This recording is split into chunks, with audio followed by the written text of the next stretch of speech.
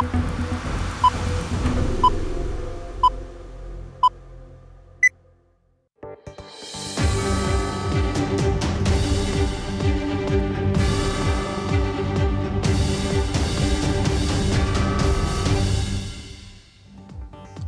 برنامه خبری رادیو زودی خوش آمدید. شالوی گلخوجه هستم. سلام. امروز 15 می این موضوع ها را داره.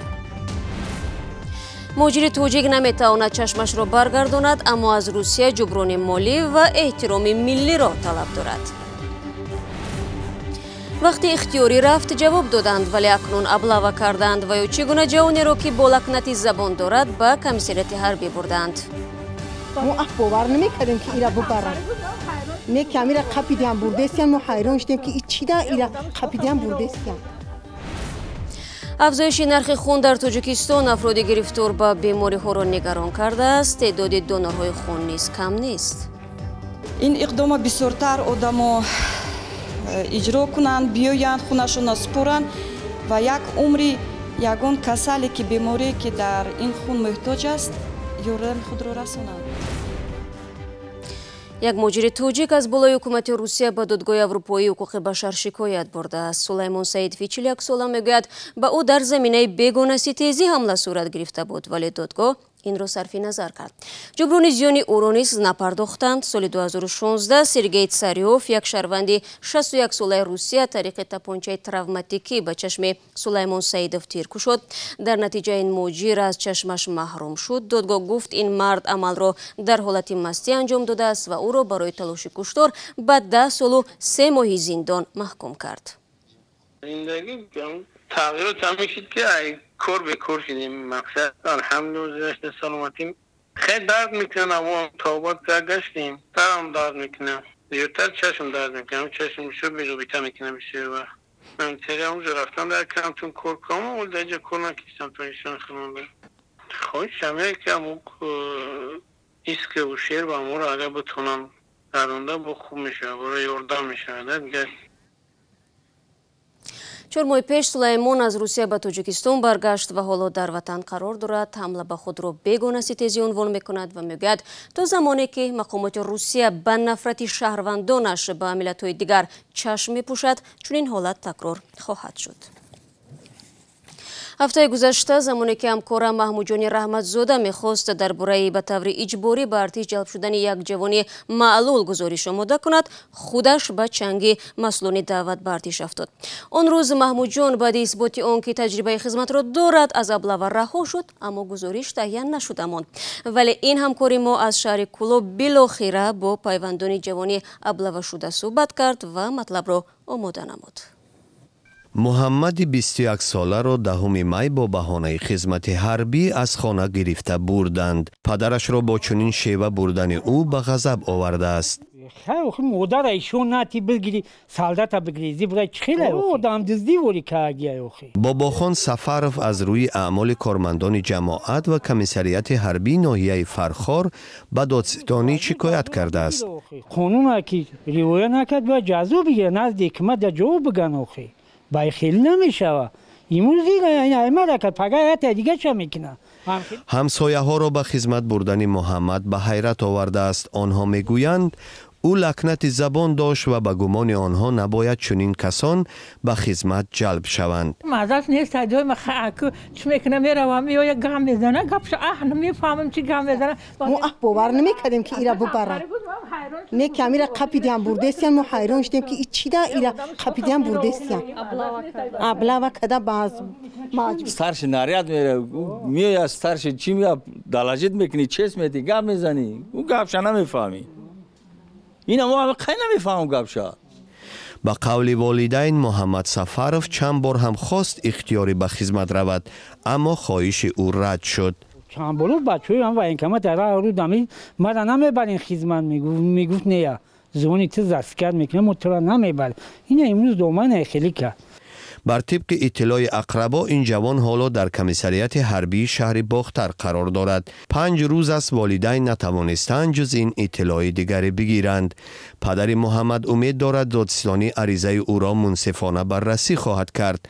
در تاجیکستان جلب مجبوری جوانان به خدمت حربی منع است، اما در موسم دعوت جلب اجباری آنها معمول می شود. مقامات باشد با وجود نشر ویدیوها در شبکه‌های اجتماعی و چاپ مطالب میگویند کارمندانشان به چنین اعمال دست نمیزنند. رو میریم با موضوع دیگر. قرب دلار در تاجیکستان باز بالا می رود. عین زمان با گفته شاهدان $100 آمریکایی در بازار غیر رسمی بر عوض 1000 سومانی تبدیل می شود. بالاروی تدریجی قرب دلار در تاجیکستان از اول سال مشاهده می شد، اما قرب رسمی همانو بی تغییر است. همکارم عبدالله شورف شیب و فرازی بازار ارزی تاجیکستان را پیگیری دارد و حالا با ما در استودیو است و آماده پاسخ گفتن به چند سوال. سلام عبدالله، خوب با قرب رسمی در تاجیکستان حالا چگونه است و با قربی با اصطلاح بازاری تو چی حد فرق دارد؟ شهلا، موافق قربی مقرر کرده بانک ملی روز چهارشنبه $1 9 سومانی و 43 درم و یا $100 943 سومانی معین شده است. اما طور در آغاز هم گفته شد قرب اسعار در بازار غیر رسمی به 1000 سومانی رسیده است. ولی عبدالله، طوری میدونیم در تاجیکستان 2 سال پیش صرافی رو بسته بودند، پس قرب اسعار غیر رسمی از کجاست؟ شهلا، با وجود بستن صرافی ها مردم خصوصا صاحبکاران با نظرداشت قرب $1 نرخ را معین میکنند، چون بسیاری از محصولات از خارج با واسطه دلار می آید. یک همصحبت رادیوی آزادی در دوشنبه که به استحصال مصالح ساختمانی مشغول است گفت اشیاء خام را از شرکت ها و صاحبکاران می گیرد که از خارج مال می آورند و آنها بر عوض $100 1000 سومانی می خواهند و می گویند که بخواهی با همین نرخ بخر، نخواهی نه. روز چهارشنبه در چندی از بانک های تجارتی کشور به مثل اسخط، صاحبکار بانک و کاسکامرس بانک هم گفتند قرب $1 944 سومانی است، اما تاکید کردند که عین زمان دلار نقد برای فروش ندارند. خب پس بانک ملی در این شرایط چیکار میکند عبدالله؟ با گفته همصحبتان ما در یکی از تشکیلات‌های مالیوی، بانک ملی خرید و فروش اسعار را در تمام سازمان‌های قرضی و بانک‌ها توسط سافت‌وری تامسون رایترز که همه مؤسسه‌های مالیوی با آن آبونه هستند نظارت می‌کند. بانک ملی عین زمان با تشکیلات‌های قرضی در یک روز $30,000 و برای بانک‌ها اندک بیشتر دلار نقد برای فروش می‌داده است. از این رو بانک و تشکیلات‌های قرضی به هر یک کس همگی نه بیشتر از $200 می‌فروشند، چون نارسایی اسعار خارجی سخت مشاهده می‌شود. نارسایی اسعار البته باز هم برمیگردد به وضع اقتصادی کشور که صادراتش از واردات دیده 3 مراتب کمتر است و اسعار خارجی پیوسته از کشور خارج می‌شود. خب فهمو و تشکر عبدالله برای صحبت فراگیر. ما برنامه را ادامه میدیم.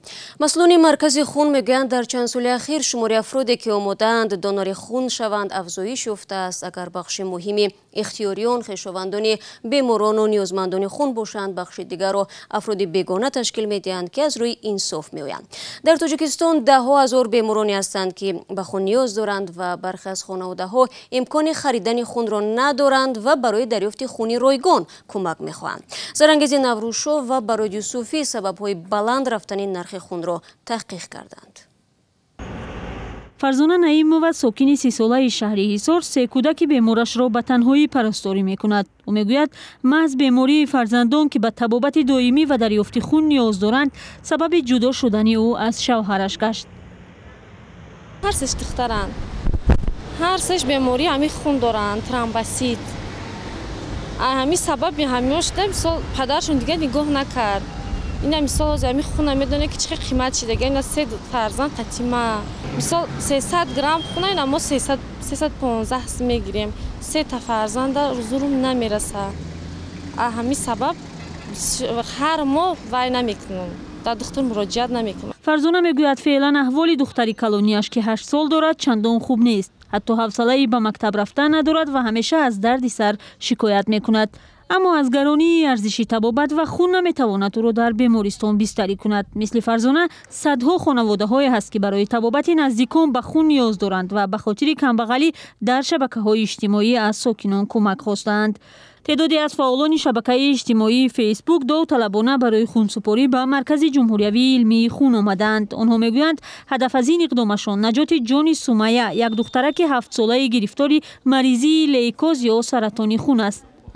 در فیسبوک خوندم که از تاجیکستانی‌ها یاردم پرسیدند که کسی که میتوند اومده به استانسی خونسپاری اومده یاری خود را رسوند. برای من باری اول اومدم میخوام که این اقدام بسیارتر آدمو اجرا کنند، بیایند خونشون را سپرند و یک عمری یگان کسانی که بیماری که در این خون محتاج است یارم خود را رسانند. حداقل در یک روز 5 نفر داوطلبانه برای کمک به سمیه 7 ساله خون سپردند. این در حالی است که مادر سمیه در صحبت بدون نوار تاکید کرد که دیگر امکان خریدن خون را ندارد و از ساکنان در دریافت خون رایگان کمک خواسته است. در ضمن مسئولان مرکز جمهوری خون از افزایش شماره دونورهای خود در یک سال اخیر خبر دادند. عموما در جمهوری 50,000 دونوران همه ساله خون میسپرند. سبب افزایش دونورهای خون در کشور را مسئولین مرکز در تبلیغ منفعت‌های خونسپاری و بلند رفتن ارزش خون می‌دانند. وابسته به همین خراجاتی که برای تامین بی‌خطری 100% خون را تامین می‌نماید، وابسته به همین مقداری مبلغی جزوی خون از 80 تا 100 میلیلیتر تا 100 سومون برای 100 میلیلیتر وابسته به نمود جزوی خون پیش بینی شده است. سبب تا حدود 15% افزایش یافتن خون و جزوهای آن در مؤسسه‌های طبی کشور را مقامات مرکز جمهوری علمی خون افزودن مواد خراجات برای کارکرد، پولویدن و بی‌ضررگردانیدن جزوهای خون عنوان کردند. در تاجیکستان یک گروه مریضی‌هایی هستند که به دریافت دائمی خون نیاز دارند. گروه خردی از این تعداد مریضان از طریق سازمان‌های جمعیتی و خیریوی به خون رایگان دسترسی دارند، اما دیگر مریضان در صورت پیش آمدن ضرورت دریافت خون دونوری مجبورند به هر قیمت آن را خریداری نمایند.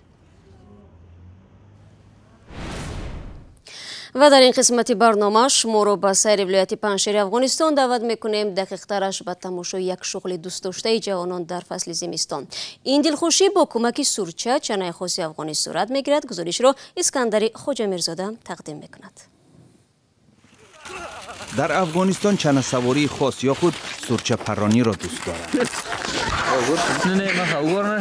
خیر باشد.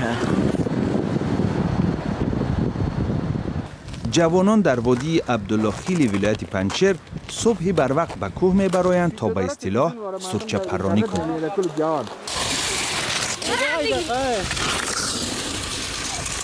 هفته به خاطر که میشونه ما رو سورچه خراب میشه، باز هفته که برام میریم طرف خونه باز بساوش پس میریم. در جای دور که میرین بلندی های کوه است، پرشتون به سرعت زیاد ترس نداریم در کوه در سنگا شما را نزنه؟ نه واسه کلش ولش شد ان شاء الله کسی ترس بس نداره. خبرنگار رادیو آزادی هم یک درس سورچه پرانی را از خود کرد. برای کسایی که مثل ما مهارت اسکی وطنی را ندارن خیلی خطرناک واقع میشه. پریدم دمی یک دست موگور شده، یک پیشونی موگور شده و اینجاش هم تا شش دیگه یک جور زونی من موگور شده.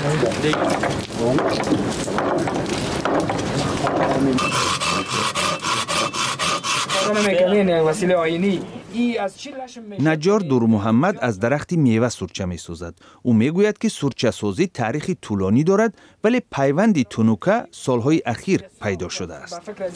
کسیش خب ما معلوم نیست اینمی آینه که اختراع کردیم اینمی در زمانهای ما جور کردیم. همین نفر آینی هم که اختراع کرد اضافه کرد به اصطلاح در زمانهای ما معلوم نیست نفرش که معلوم نیست. نه مگم در این وقتا شده آینیست.